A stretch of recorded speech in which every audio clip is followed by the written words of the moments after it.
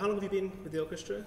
This is my very first year as the music director here. I'm the music director and the artistic director, and it's of course a wonderful opportunity that we can finish up our first season of many concerts with a really important CD.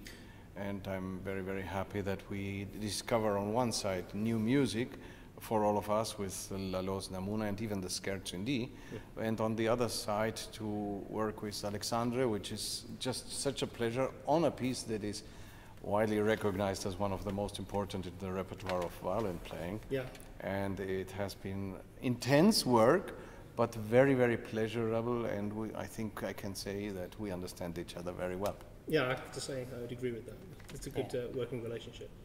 But it's interesting that you say that it's the first sort of core repertoire really that you've done with this orchestra. In terms of doing a recording, or with it being Spanish music as well, it doesn't seem that there are many, if any, major recordings with the Spanish orchestra of these works. I'm sure there are not so many. Well, I mean, first of all, this is French repertoire. One of the most important or most interesting things that I always discovered is that there's a lot of Spanish music that has not been written by Spaniards. I mean, the best Spanish music is either by Russians or the French. Yes. And then, as we all know, Spanish composers, the output of the important Spanish composers is not that large in numbers, so we have to rely on this. And I mean, I must say that playing with Alexandre the entire and recording the entire Symphonie Espagnole, no cuts, is really a joy. Yeah, I can vouch for that.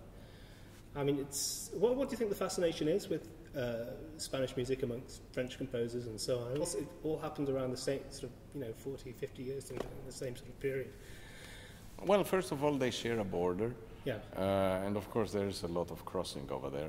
Second, I think that one of the most fascinating things in Spanish music is the coloristic element, which the French crave. And last but not least, there is the rhythm. I mean, there is no things as, not such a great thing, but rhythm in Spain. And that appeals to a lot of composers, and we all know about, I mean, it starts with Lalo in this one, it goes to Ravel and his Rhapsody Espagnole, and the Bolero, and etc.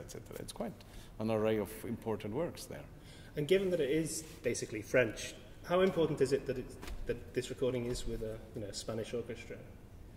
I think that the important thing here, I don't know whether we can achieve that, but what we all are aiming at on one side is to have this stand straight up playing in the Symphonie Espagnole, and on the other side the slightly more relaxed approach to some of the segments in the music overall, specifically in the, let's say, more lyrical parts of Namouna by Edouard Lalo.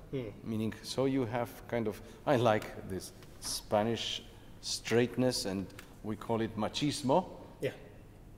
And on the other side, the French perfume.